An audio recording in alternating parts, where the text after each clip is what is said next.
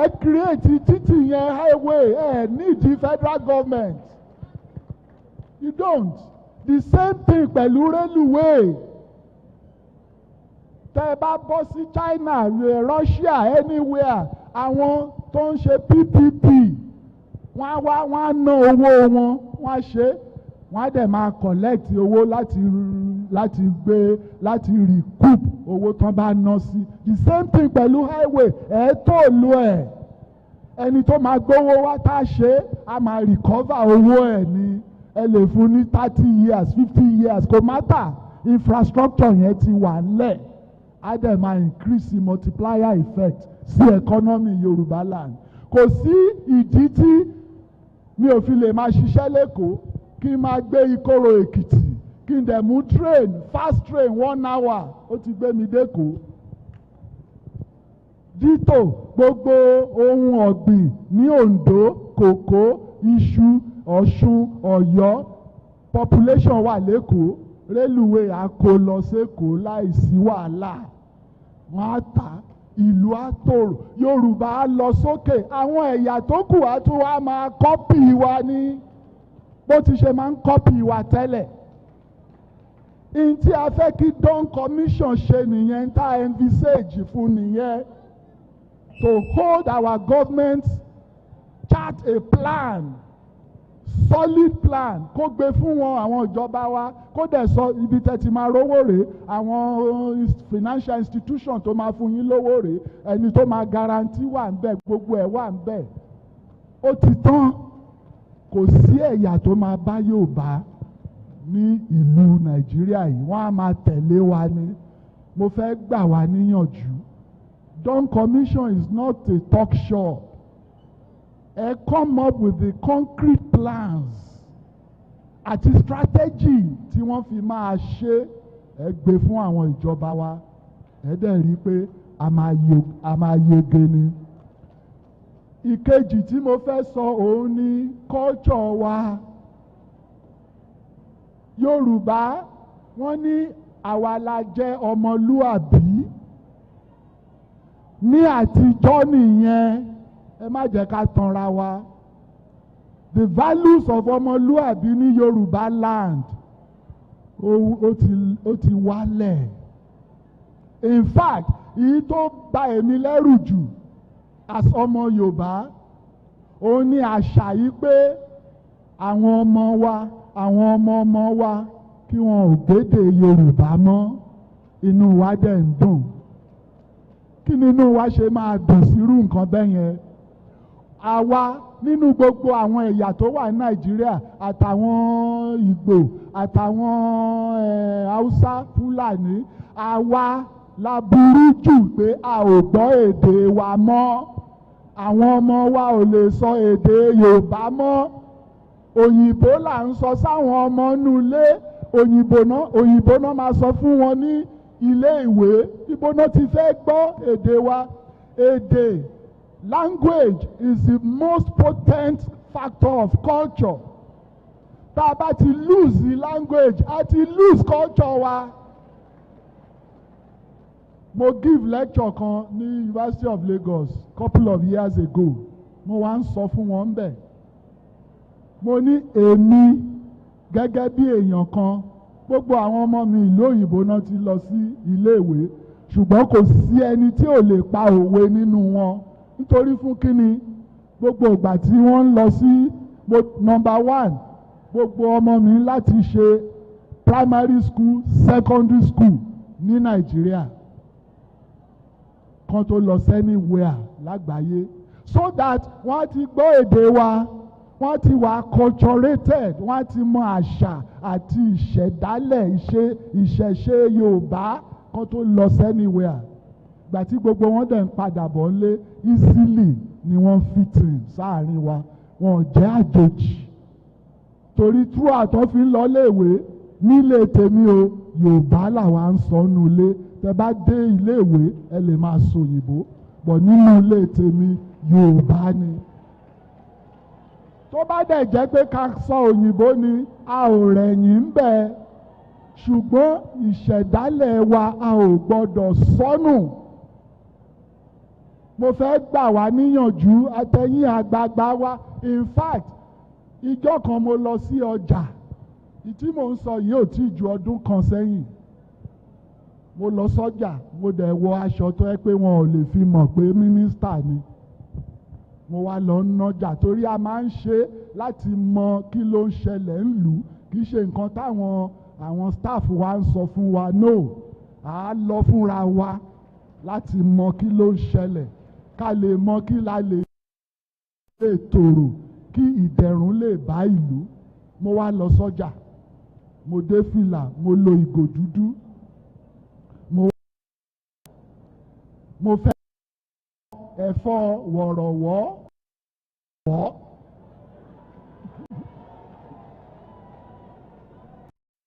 A tó ń ta ẹ̀fọ́ fún ọmọ ẹ̀ kékeré, ó dé láti iléèwé lọ́sàn-án bíi aago 2. Ọmọ yẹn nínú ọjà, ìyá lọ́jà. Mo wá sọ pé mi ò ní bá ẹ ra ẹ̀fọ́ yìí mọ́. Bá sọ Yorùbá sí ọmọ yìí ní inú ọjà.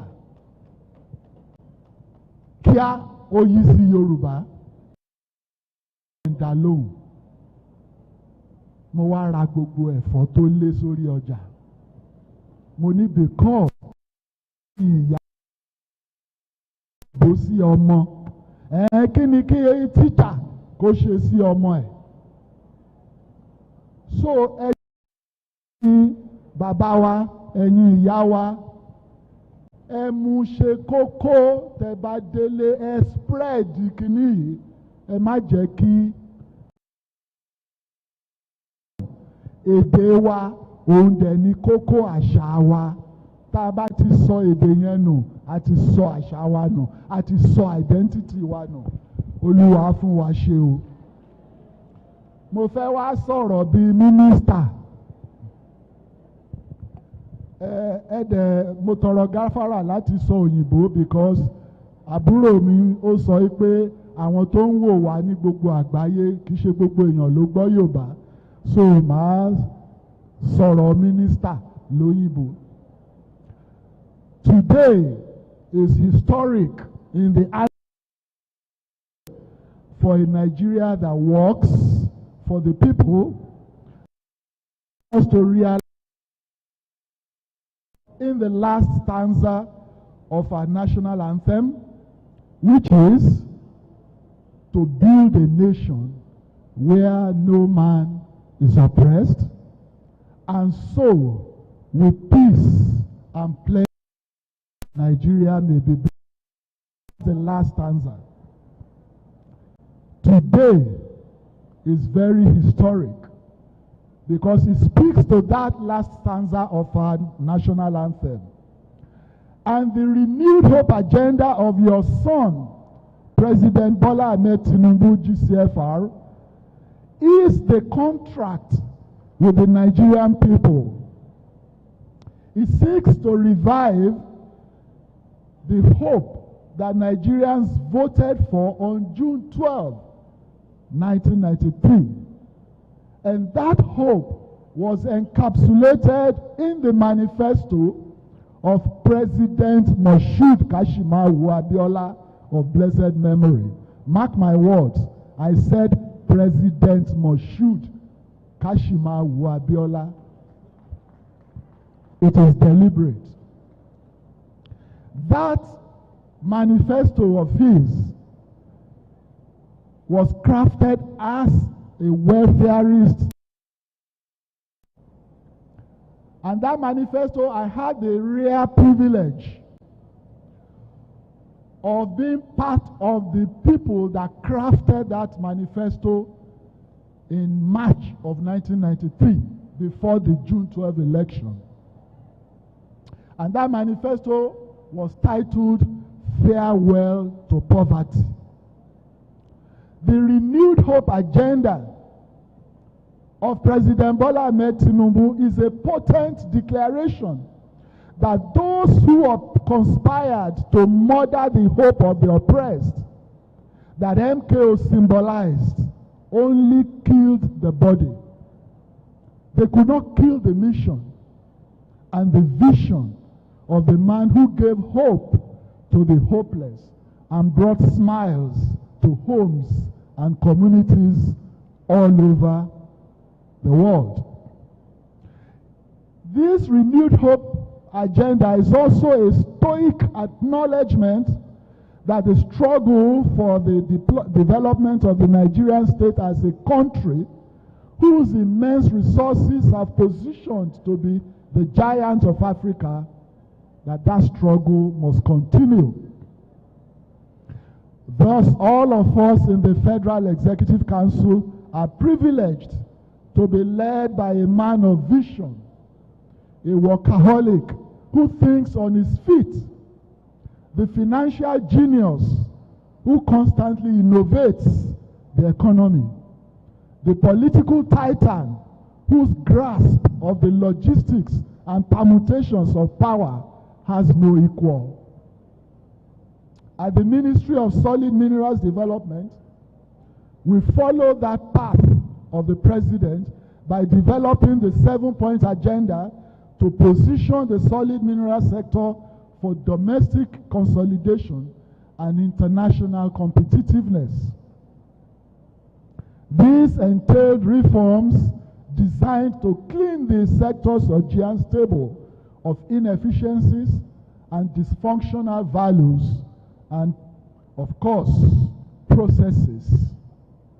We brought to bear the ethos of Omoluabi, the values of probity and integrity, compliance with the law and consequences for violation, inclusion and fairness to the art and craft of governing the mining sector in the last 2 years. Today, we can beat our chest confidently and declare that our reforms are working. Yes, it is true there is still much to be done, but the trajectory is progressive and even, in several cases, very revolutionary. We have introduced certain revolutionary policy initiatives into the mining sector that this country had never seen before. Insecurity, for instance, was a major headache in Niger, Kebbi, and Kogi states. Artisanal miners clashed with bandits as farmer-herder confrontations ensued. In Zamfara State, recurrent bandit attacks on gold mining communities, targeting of miners for kidnapping, extortion, and raids were so prevalent that the Buhari administration banned mining for 5 years in Zamfara State. In collaboration with my brother, the Minister of Interior, Olubunmi Ojo, I drew over 2,000 strong men from the Nigerian Civil Defense Corps to establish, first of its kind in the history of mining in Nigeria, the mining marshals. This is a security architecture specifically designed to combat illegal operations in the mining sector.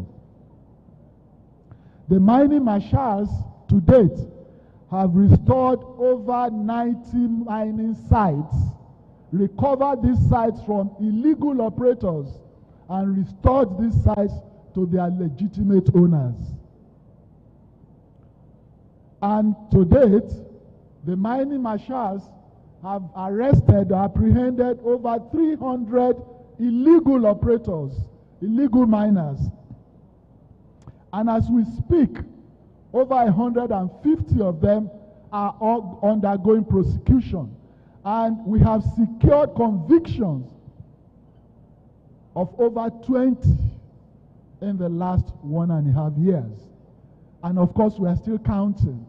And these convictions, or those convicts, include foreigners, not just Nigerians. Foreigners as well have been convicted after prosecution. And we are not resting on our oars. We are putting in place a mine satellite monitoring project. And this project, which was approved by the Federal Executive Council with an initial takeoff fund of 2.5 billion, This project has captured all the mineral licenses and coordinates in the country and will monitor movement of people and persons and trucks in the minerals areas to detect unlicensed, illegal operations and report revenue accruable to the federal government from minerals transported from one place to the other.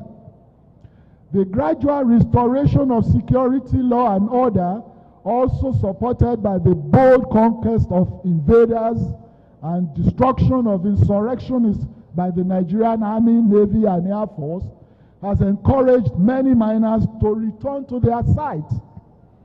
The resumption of legal extraction and operations has increased the number of persons employed, the royalties and fees paid, and this has boosted government revenue.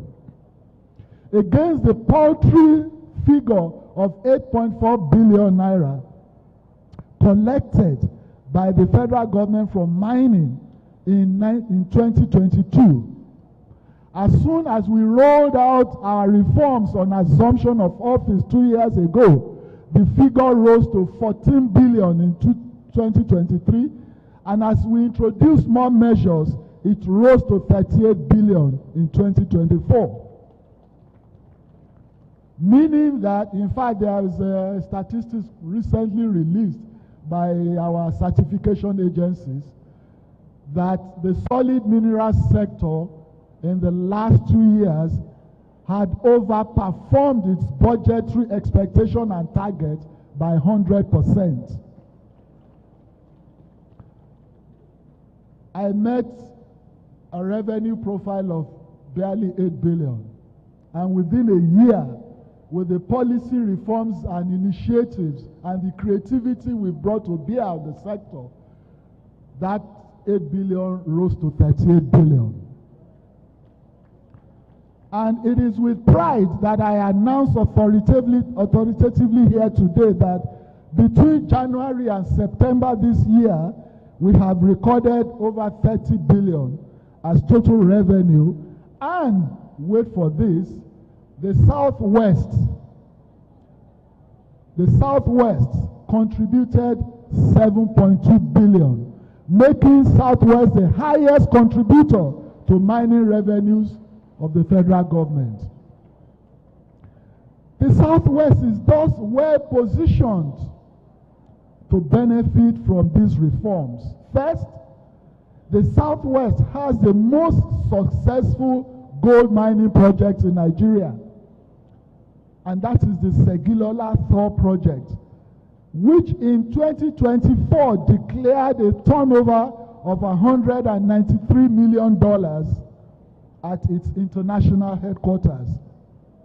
This Segilola gold mining project in Ilesha, Osun State, employs over 2,000 workers, and 80% of them are youths below 40 years of age. Segilola pays the highest tax and royalties in the gold mining subsector, and much of this credit for growing Nigeria's gold mining phase in the global gold sector, this credit goes to another of your sons, Segun Lawson, who is the managing director of Segilola Gold in Osun. He is the chairman, MD, chief executive. And that is the gold project that we use in marketing Nigeria at various international fora. I just came in yesterday from Beijing in China. That's why I wasn't here yesterday. I landed Abuja yesterday from China to market Nigeria, and I was still showcasing Segilola Gold to a lot of international investors, and that's one of your sons. Secondly, with massive mineral deposits given by Olodumare, Southwest has gold, has lithium, limestone, granite, clay, silica, sand, feldspar, kaolin, laterite, quartz, mica, beryllium, and the world's best gemstones, not to mention bitumen, which is the world's second largest deposit here in Ondo State. Our records show that companies from the Southwest hold 1,801 mineral titles out of the total of over 9,000 in the entire nation. These include 630 exploration licenses, 51 mining leases, 284 quarry leases, and 836 small-scale mining licenses. And as at October 15 this year, Ogun State has the highest number of titles with 481, followed by Oyo, 440, and Osun, 374. The fact that the Southwest has the largest concentration of quarry leases in the country also explains the concentration of companies manufacturing mining explosives. The Solar, Niger Chem, and Intrachem operate from Ogun State and feed the mining sector through dealer farms such as Dynatrack and Tontais.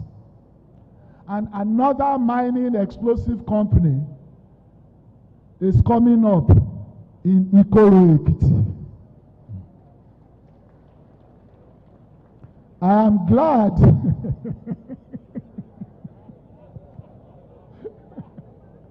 they say charity begins at home. I'm glad that our people are fully involved in the mining value chain. We have issued licenses for 46 private mineral buying centers and 369 cooperatives with 5,000 members.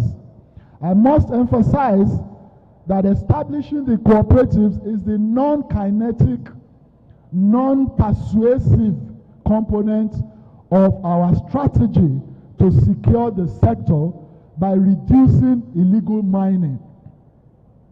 I need a little bit of explanation here. In our 7-point agenda, I did mention that combating insecurity is a critical component of it.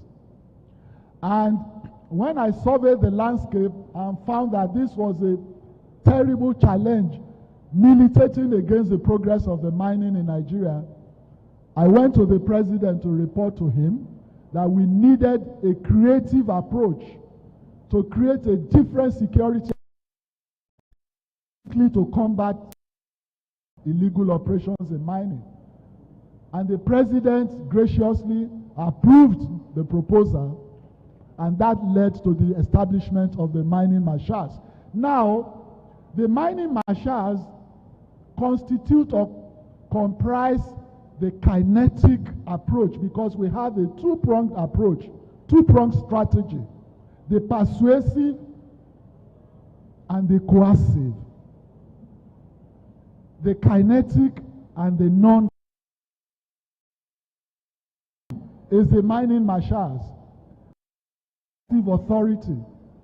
They have guns, they have batons, they have all the arsenal of coercing you into compliance. But being a Nigerian, being an Omoluabi, being from the land of Karo Ojire, we always look at all the ramifications before we conceptualize policies, before we enunciate policies, before we execute the policies, and before we monitor such policies. So in the process of this policy conceptualization, we realize that coercion alone will not solve the problem.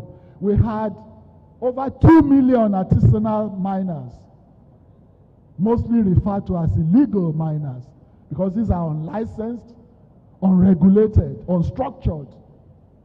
But we can't push them into the sea or into the desert because they are Nigerians. So while we establish the coercive authority to enforce compliance, we also established and created the persuasive, not coercive, but persuasive, that is reasoning, through the establishment of the cooperative societies, which means we encourage these artisanal miners to form cooperatives.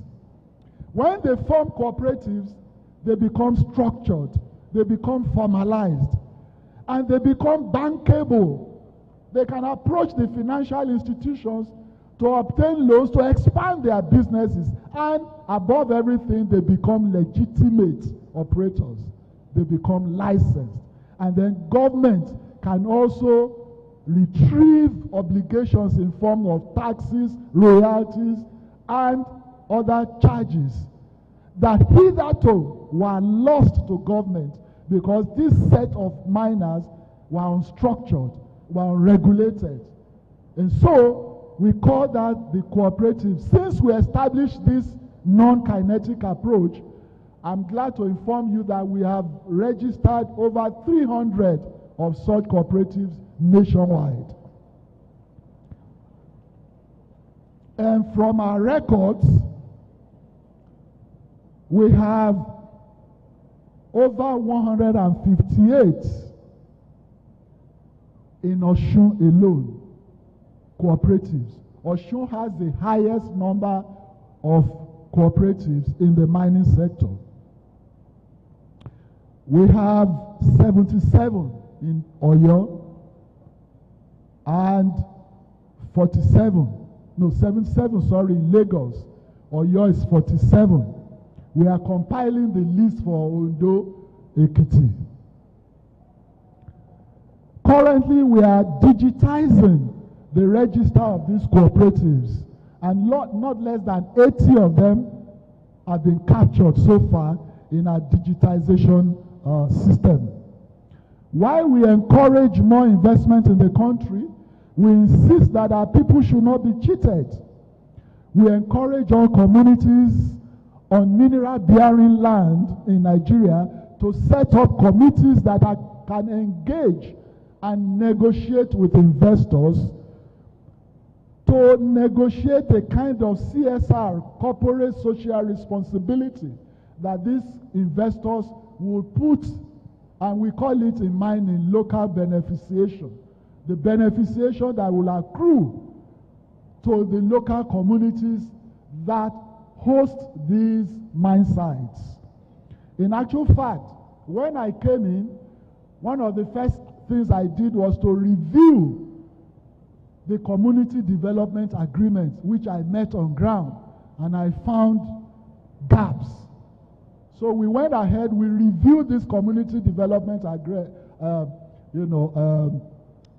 community development agreement, so as to give more back to the local communities that host the mine sites. And Your Excellencies, ladies and gentlemen, to the glory of God, after we launched this new and revised community development agreement, I went for a mining conference in Cape Town in South Africa. And right before my very eyes, the president of South Africa, Ramaphosa, stood on the stage and said that, yes, South Africa had been a long-standing mining country, well before Nigeria, and in fact, earned substantially of its GDP through mining. But still, the president of South Africa said they had gone to Nigeria to copy the Community Development Agreement of Nigeria, which I revised a few months before then. I was in the hall. I nearly jumped up to say, hooray, in the hall. Now, that speaks to the efficacy and the efficiency of our policy reforms that are reverberating across the length and breadth of Africa. Today, a mining company must sign a CDA, that's a Community Development Agreement, stating in clear terms how it intends to impact the development of the host community before commencing operation. And from our records, 99 CDAs have been signed in the Southwest till date. Significantly, nothing less than 45 communities in the Southwest signed CDA between September 2023 and now, indicating the aggressiveness with which we have implemented the policy by doubling the CDA records of over 15 years in just 2 years. The record of CDA agreement signing that we met in 2023, which was 15 years old, we doubled that record in 2 years. As part of the 7-point agenda, we set up the Nigerian Solid Minerals Company as successor in title to the defunct Nigerian Mining Corporation. This company, currently under the Ministry of Finance Incorporated, Murphy, is expected to have a private sector orientation by having 50% shares of mega mining companies, 25% to the federal government, and 25% to the Nigerian public, anybody as long as you are a citizen of Nigeria. This company will engage in joint venture projects with local and international investors on brown and green fields, encourage skills transfer, promote gainful employment of Nigerians to create the capital formation necessary to reposition the mining sector as Nigeria's next major revenue earner, and as I love to call it, economic jugular. Our reforms of the rates regime in licenses and royalties have accelerated sectoral stability and boosted revenue. In the last 2 years, I've had cause to revoke over 3,700 licenses through one form of default or the other.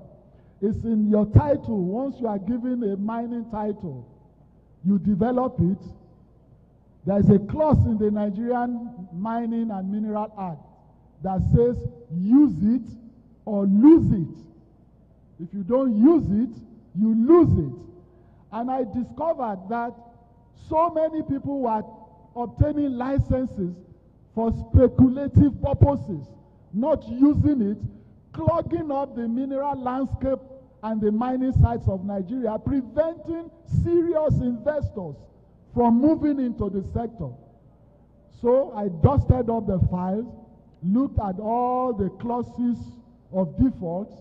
One is failure to pay annual service fees. The other is the dormancy, which means it's dormant. You are not using it. So in the process, I started to revoke, to clear the stable and allow serious investors to move in and invest and bring in the needed foreign exchange. To date, like I said, I've had cause to revoke 3,794 titles for this dormancy and failure to discharge civic obligations. Again, the royalties that I had to increase have substantially boosted the revenue accruing to the federal government from this sector and have raised the bar of industrial consciousness by encouraging mergers and acquisitions.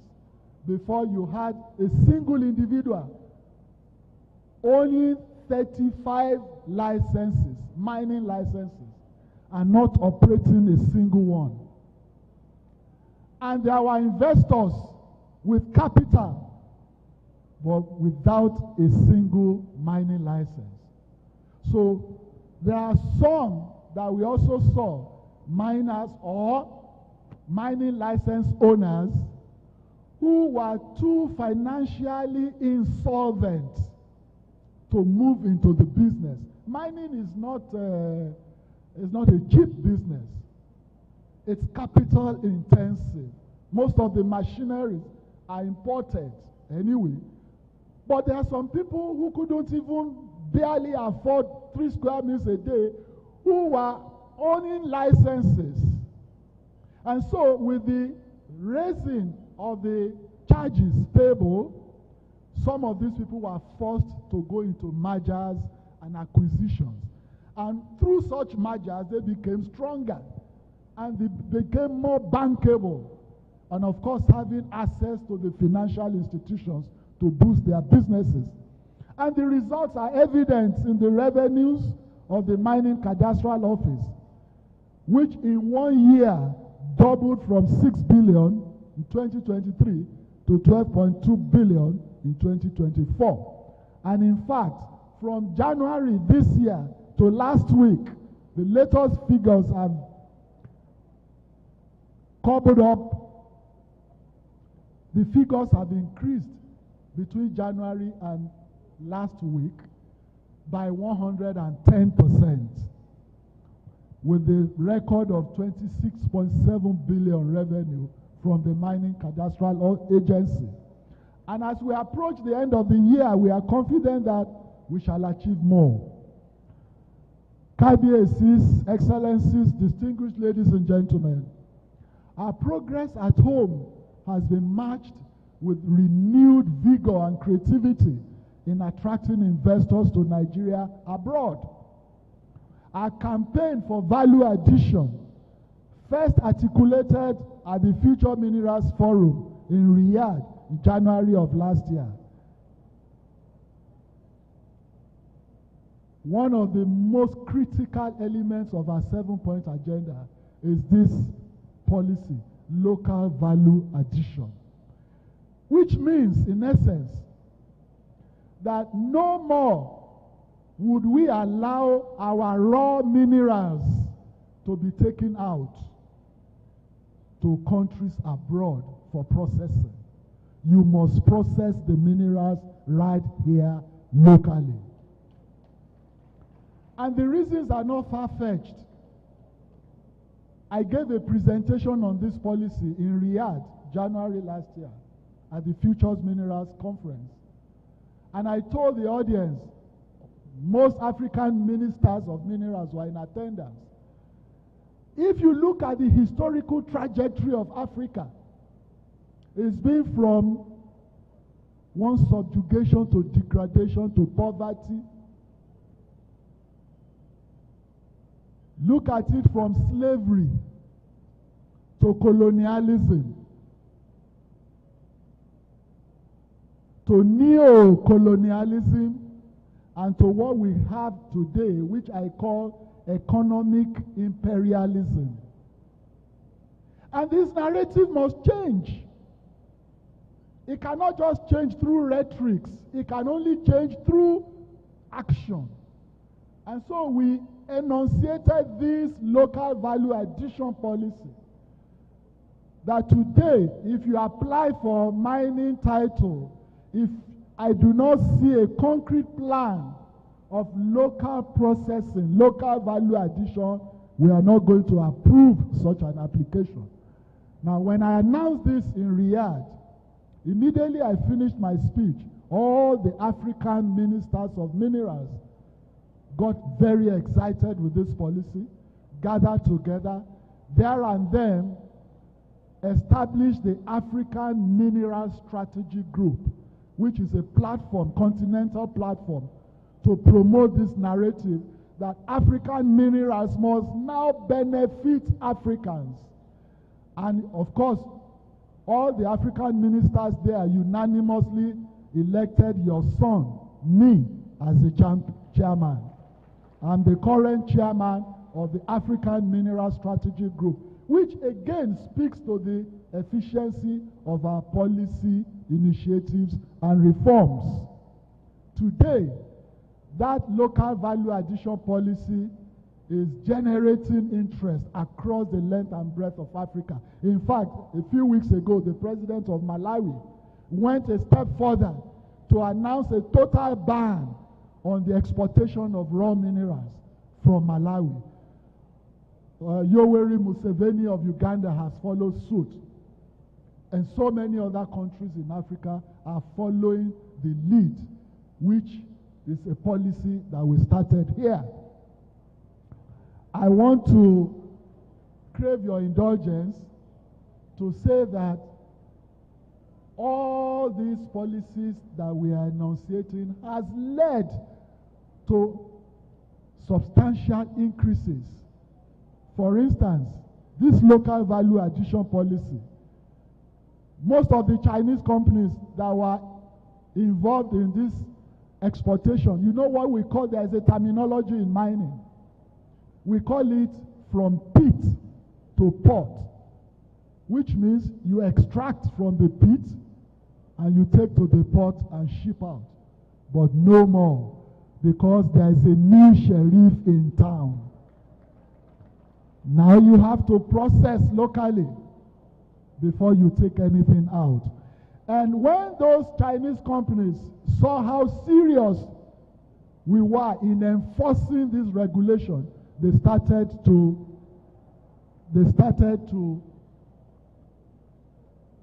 build processing factories. And today, through this policy alone, we've been able to attract foreign direct investment of over $1.3 billion since September 2023. This policy has promoted the establishment of new startup projects in processing, and these include the impending groundbreaking. In another 2 weeks, I'm going to do the groundbreaking of another rare earth, Africa's largest rare earth processing plant here in Nigeria, which is to the tune of $400 million. It's a lithium processing plant. Asba Company, Camax Technology, Avatar New Energy. In fact, the president very shortly is going to commission another $600 million direct foreign investment that we brought in the last 2 years. When we consider the multiplier effects of these numerous developments, we will not be surprised by the recent reports of statistical agencies and economic monitors such as the Nigerian Bureau of Statistics, NBS, and the Nigerian Extractive Industry Transparency Initiative, NAITI. The NBS reported that overall growth of the mining sector rose from 2.84% in 2023, when we took over, to 4.85% in 2024. It added that the contribution to aggregate GDP moved from 5.56 to 5.64% in the same period. Kabiyesi's, Excellencies, distinguished ladies and gentlemen, I wish to conclude by appealing to the local and subnational authorities in Nigeria, and especially in the Southwest, to join our campaign against illegal mining, support for cooperatives and value addition. Illegal mining, I told the United States ambassador who was with me before I came in here, that when we blame foreigners for engaging in illegal mining in Nigeria, I don't deceive myself, neither does this president that we have. And Yoruba said that when you point an accusing finger, the four others are pointing at you. So when we point at foreigners for coming to engage in illegal mining, pray, I ask, how is it possible? Can I go to China and go to a village in China and start digging, looking for lithium or any mineral? So in essence, without our own local connivance, no foreigner can come to engage in any illegal activity in our land. The fault is in ourselves, not in our stars. We are the ones that connive with these illegal operators, whether local or foreign. A Chinese man from Tianjin does not know the nooks and crannies of my village. I'm sorry, our traditional rulers. I have seen a lot of things in the files. I've seen the records. Our leaders are hands in glove with these illegal operators. Once money is spread around, we close our eyes, and then they carry on. We are appealing. Let us have conscience. Let us be public spirited. When we sell our rights for a measure of porridge, we are selling the future of our children. We are selling the future of our environment. We are selling the future of our nation. As we live here today, ẹ̀yin bàbá wa, ẹ̀yin ìyá wa, if anybody approaches you to engage in illegal mining or illegal activity, no matter the amount of incentive or money, refuse, because you can't do it in their own country. If you do it, you'll be executed. It's only here. We must change the narrative. As it is said, our past is a story foretold. Our future shall definitely be written in gold. Thank you for listening.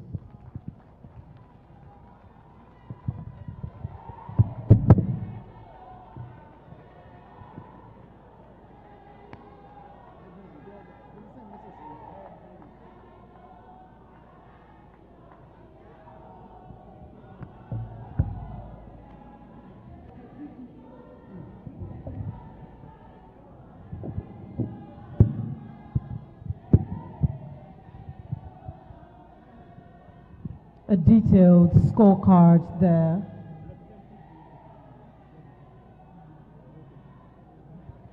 A very detailed scorecard there. And we can see that the ladies, the women, are celebrating that insightful speech. One of the things I heard, Yemi, is that Osun has the highest number of cooperatives in the mining industry in Nigeria. Thank you, our women. Thank you. We have to continue now.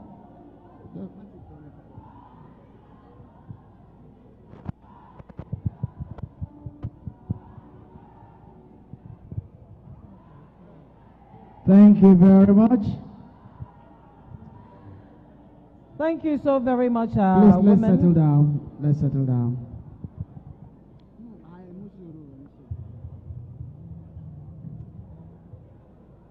Thank you very much. Ẹ ṣeun, ẹ ṣeun o.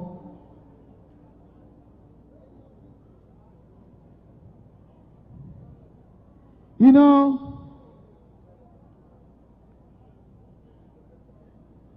thank you very much. Please, let's settle down. Let's settle down. You know, from this experience, next time we will organize, please, shh, ẹ̀yin ìyá wa, ó ti tó. From this experience, next time we will organize a special Southwest Summit on Dele Alake's performance. Can we put it together for him? Bọ́mọ ẹni bá dáa ká wí ẹjọ́, eléyìí ó ṣe é mú yangàn. Àtẹ́wọ́dà, àtẹ́wọ́dà, àtẹ́wọ́dà. Ẹ̀gàn ní ẹ̀. So we move on quickly. Iṣẹ́ ṣì wà, ọ̀rọ̀ ṣì wà, tá a ṣe. All right, Yemi, just before we go on, I just wanted to quickly commend the Honorable Minister, Dele Alake, for starting his speech for like 30 minutes. He was speaking on diluted Yoruba language. That is leadership, and that is being a role model for as many young people as are watching us live at this moment. It's important that we'll be able to speak our language. I keep wondering, is there any topic or issue that Chief Commander Ebenezer Obey has not sang on under the sun? It was Obey that said, "Ẹni tó nọ́ka kan sọmọ làkejì o, mẹ́rin tó kù kó má jẹ́ tiwọn o." Ẹ má jẹ́ àti ìlọ́bẹ̀. All right, then. Let's move on now to the next speaker, who is the chairman of Southwest Conference of Speakers. I'm talking of no other than the Speaker, House of Assembly, Ekiti State, Honorable Adeoye Aribasuyi. Honorable Speaker, sir, can we clap for him, please? Can we clap for him, please? The Speaker of the Ekiti State House of Assembly is next, making his way to the podium. He's also the chairman of Southwest Conference of Speakers. Is speaking on the behalf of the Ekiti State government. Thank you. Mo kí gbogbo àwọn orí adé tó wà níbí tó wà níjókòó, ẹ̀yin bàbá wa ká dé pẹ́ lórí, kí bàtà kó pẹ́ lẹ́sẹ̀. Wọ́n ní kí ìrùkẹ̀rẹ̀ kó máa pọ̀ sí ní báyìí. Ẹ ṣé ẹ̀yin kábíyèsí wa. The governor of Ondo State, who is our host, His Excellency Governor Lucky Orimisan Ayewa Dati Gbogbowa. I greet you, sir. Thank you very much. And I also want to recognize the Afenifere under the leadership of Fashionati. But please allow me to maintain the existing protocol. Yes. One, I am speaking on behalf of my governor, Governor Biodo Abayomi Oyebanji, who ordinarily would have been here if not for the urgent national matters that he actually had to attend to. And he actually sent a very strong delegation from Ekiti State. And I have a good number of leaders from Ekiti State, Chief Jide Awe, Baba Bejide, Right Honorable Olatubosun, and a host of them who are here, Honorable Ayo Adegbite. Now, my governor has asked me to say this, that when it comes to Yoruba agenda, you can always count and bank on the Ekiti State. When it comes to Yoruba agenda, we, even from the days of Chief Obafemi Awolowo, you will know that Ekiti play a very major role. The likes of Baba Fashionati, the likes of Baba Olora, the likes of David Oke, you will know their role in the government of Chief Obafemi Awolowo. And that is one thing for us in Ekiti State, because we strongly believe in Yoruba agenda. Most importantly now, that if we even have our home man who is well prepared for the job, and that is our president, President Bola Ahmed Tinubu, that we know his reforms. He is actually reinventing the spirit behind why we have the first television station in Nigeria and in the whole of Africa, right in the Yoruba nation. And what President Bola Ahmed Tinubu is doing now is also free resources to the subnationals that has also helped us. For example, in Ekiti State, we have reforms of President Bola Ahmed Tinubu that has enabled us to construct new roads. His reforms has enabled us to renovate general hospitals in all our local government. His reforms has brought about, development in every area in our own state. The only message that my governor even want me to pass across, and I'm going to pass this across, is that we have to stay together to become stronger together. We can only be stronger together when we work together. And as a nation, we must work together. My governor, is a man that strongly believes in God. He said, and I should remind us, particularly those of us who have read the Holy Scripture very well, particularly the Bible, the battle in Exodus 17, that is the battle against the Amalekites. It says that the Joshua of that time now is President Bola Ahmed Tinubu, who is on the battlefront fighting. And he also said, the Moses of that time are the Afeniferes, are the Kabiesis, who must also lift their hands for Joshua to win the battle that we are currently fighting.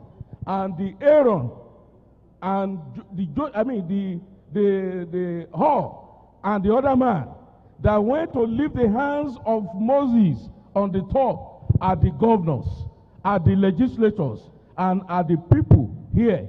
He says we can win this battle together, because that battle, who will you say actually won that battle that day? Is it Joshua? Is it Moses? Is it Aaron and Hur? It was together. And my governor said that we should also inform you that for us, we must work together as a Yoruba nation, so that we will become stronger together, and we will win the battle together. Now, that is the message from my governor, that we must stay together, work together, and we can win our battle together. The interlude between my governor's speech and that of the Southwest Conference of Speakers is my personal message. And I will take a cue from what our leader from Ekiti, the Minister of Solid Mineral, have said, particularly on our culture. He spoke around our language. That I also realized that we are losing our identity because we are jettisoning our culture. And so Yorùbá taba wọ aṣọ ètù, tí mo bá wọ aṣọ ètù, kí n kó àkúnsí, tí mo bá wọ church, wọ́n á wò pé ibo ló ti ń bọ̀, pé kí ló ń ṣẹlẹ̀. Because, and that, when we lose our identity, then already we have lost all. And to that, again, apart from the language, our own language, is issue of history. I don't know why history has been taken away from our curriculum. Àwa ọmọ, torí ọmọdé ṣì ni mí, àmọ́ history mọ́, àmọ́ bó ṣe ṣẹlẹ̀. And I think it is important. And I must appreciate our father, Archbishop Ladibolu. I listened to you, sir. I was torn by that message is the keynote. And I saw the way you were bringing in, our culture, bringing in and merging it together. Èmi náà dẹ̀ rí pé bàbá wọ́n sọ̀rọ̀ nípa kọ̀ǹpútà lénìí. Ọ̀rẹ́kù náà wà ń bẹ̀ ńgbà yẹn náà. Tá bá da ọ̀pẹ̀lẹ̀, gbogbo nǹkan tí kọ̀ǹpútà ń ṣe, òun náà ni. I think there is the need for us to also go back to our origin. And there is nothing bad. Kábẹ̀sí máa kọ́ mathematics ní èdè Yorùbá. Ká máa kọ́ English gan. Bó bá ṣe wù wá, ká kọ́ lédè Yorùbá. Science, Mandarin ní China, ó mà náà ń lò. Nígbà tó lè ń lò, ó jẹ́ kó máa yé àwọn èèyàn yékéyéké. Now to the speech of the chairman, Conference of Speakers. That one is for governor and my own. For us, I will just take one aspect of the speech. I will not read the whole speech. And this will be directed to our governor. Let me say that I want to say that as we bring this remarkable Southwest Stakeholder Dialogue to a close, I am deeply encouraged by the spirit, sincerity, and sheer purpose that have animated our discussion over these past days. This theme, strengthening democracy through dialogue, assessing progress, and charting the future, has not merely guided our sessions. It has become a living testament to the strength of citizen government when voices from all corners of our region comes together in constructive exchange. Let me just go to what I want our governors to hear. I want to, sorry please. I am asking for something, yes. I want to request for regional legislative summits. And I put it this way, to advance the regional collaboration I have highlighted, and I seek the support and collective endorsement of our governors to convene a Southwest Legislative Summit. The objective of this summit would be to, one, align regional policy priorities that promote socio-economic development, establish a regional legislative agenda with shared milestones and accountability, to create cross-border working groups to address critical issues such as infrastructure, trade facilitation, health, education, and security. Agree on a framework that will have a joint oversight, transparency, and citizen engagement in the lawmaking process. I am confident that with the governor's backing, a regional legislative summit can accelerate reforms and demonstrate a unified, proactive approach to governance that benefits all communities in the Southwest. I thank you. God bless.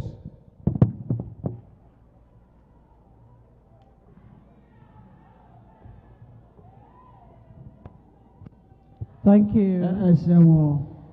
Thank you very much.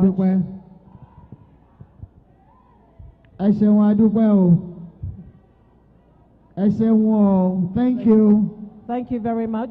That was the Speaker, Ekiti State House of Assembly, Honorable Adeoye Aribasoye. And he's also the Chairman, Southwest Conference of Speakers, representing the Ekiti State Government.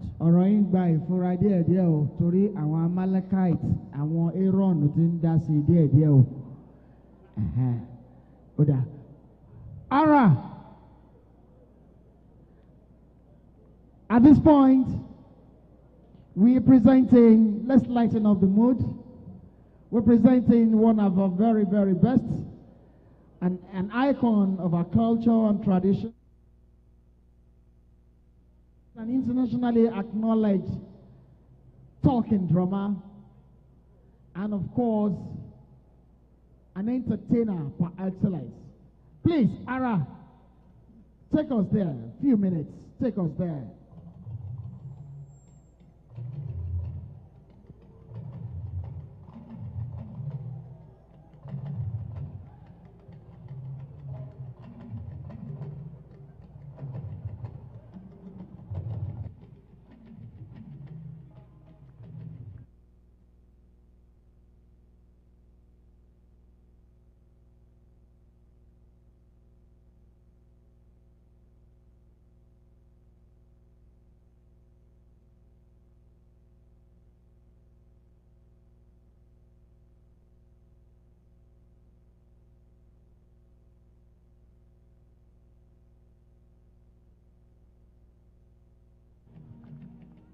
Can we project it on the big screen, please?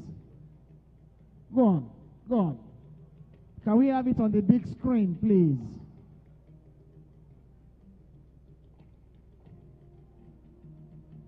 Thank you.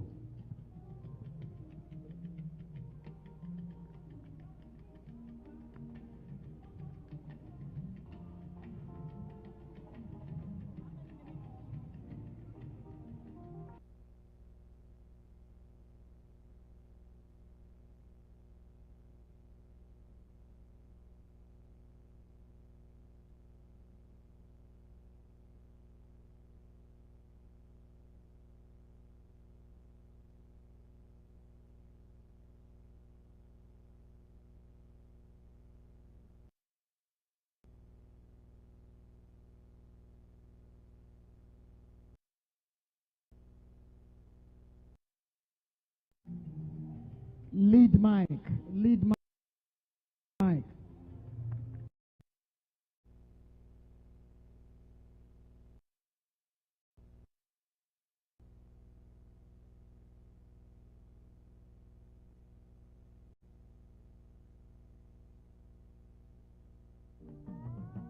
Ọmọ Yorùbá ni mí, bàbá wọ́n kọ́ mi mo fẹ́ kọ́. Káàdì Yorùbá.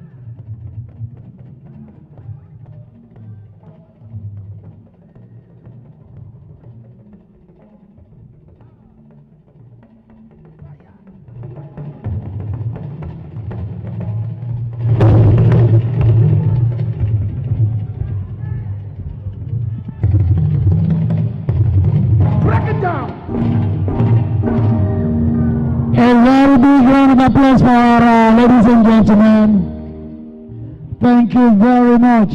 Thank you very much, Ara. Well done. Well done. Quickly, we are moving on to the panel discussion.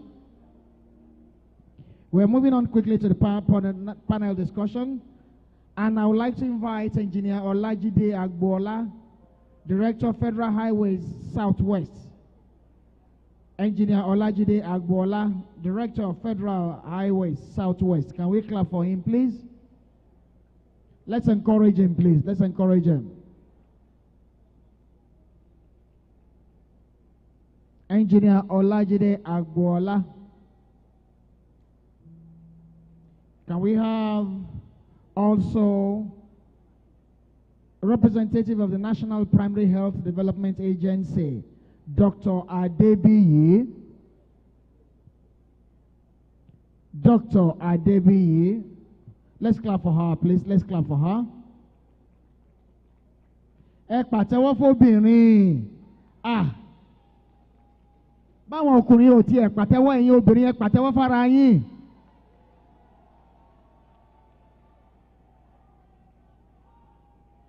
You're most welcome, ma.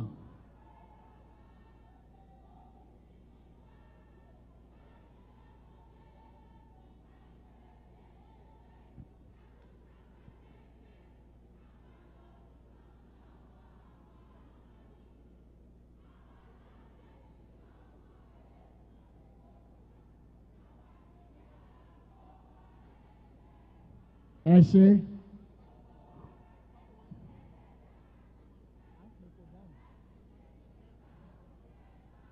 Ní ẹ release record rẹ pàtẹ́wọ́ la wí. Ẹ ṣé. One more time, Engineer Olajide Agbola, Director of Federal Highways Southwest. Please join us. Chief Okpeyemi Agbaje, Chairman PENCOM. Chief Okpeyemi Agbaje, Chairman PENCOM. Please join us. Can we encourage him, please? Can we clap for him? I've also got Senator Olubunmi Adetumobi, Chairman SWDC.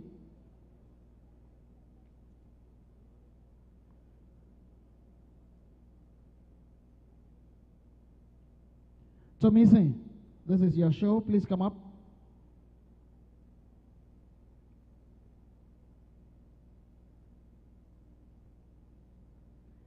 Lẹ́ẹ̀kan sí adúpẹ́ lọ́wọ́ gbogbo ẹ̀yin èèyàn wa tí ẹ bá farabalẹ̀ kópa nínú ètò tí a gbé kalẹ̀ yìí yóò ju àṣẹ. A ti bẹ̀rẹ̀ láyọ̀, a sì parí rẹ̀ láyọ̀.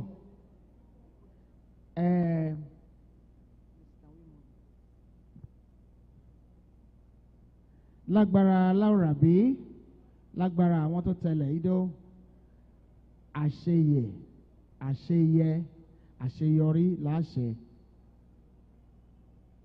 Tóbísìn, ó yá o.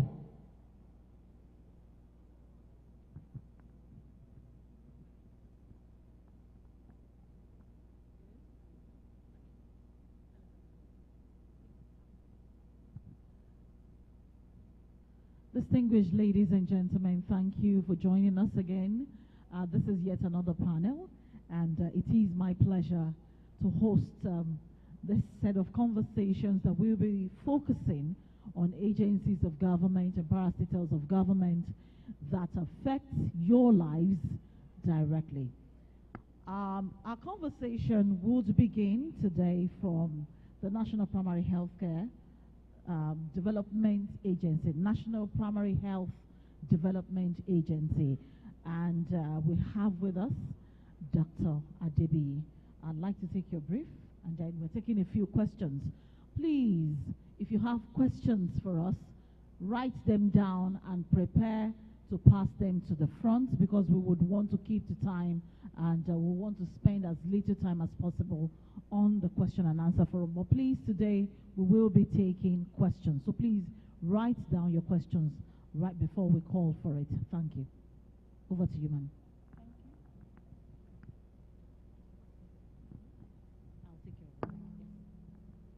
Thank you, Permit me to stand on the already established protocol. Your Excellency, sir, the Governor, please permit me to stand on the already established protocol. For National Primary Care Development Agency, I'm here representing my Executive Director, Dr. Muyi Aino. For policies that is being implemented in the agency, we have training and kitting of frontline health workers. We have recruitment of skilled birth attendants. We've worked on maternal and neonatal mortality reduction, innovative and initiative. We have Hope Health agenda. We've done medical outreaches. Medical equipment and commodities have been supplied. We've had recruitment of community-based health workers. Disbursement of basic health care provision fund has gone to all our states in the Southwest, and PAC revitalization is ongoing. If you look at the achievements in the health workforce strengthening and service delivery, training has taken place in all the states of the nation and all the 6 states of Southwest states. A total of 8,549 health workers, frontline health workers, has been trained, and more are still going to be trained. Recruitment of skilled birth attendants has taken place in all the states of the Southwest, and a total of 221 has been employed. For service delivery, federal government has identified 172 highest priority LGA with the highest maternal mortality rates, and 12 of those LGAs are in the Southwest states. We have 1 in Lagos, 2 in Ogun, 5 in Ondo, and 4 in Oyo State. Also, part of the achievements that the agency have done is we've worked on the Hope project. This is a series to improve quality of essential services and to increase the utilization of our health facilities. A total of 355 facilities across all the 6 states of the Southwest zone. It's going to enjoy the program. Commodities and equipment has also been supplied for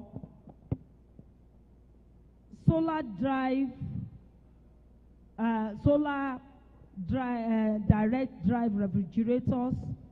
389 has been supplied to the various states in Southwest. The freezer, 20 has been given to various states. Vaccine carriers, that is metal, that will have potent vaccines that will be given to our children, has been supplied. I don't know whether the data is being shown, and it shows what has been supplied to each of the states in the Southwest. I don't want to be mentioning each of the states. If the slides can be shown. For Ekiti, they have 580, Lagos 1,900, Ogun 1,322, Ondo 622. So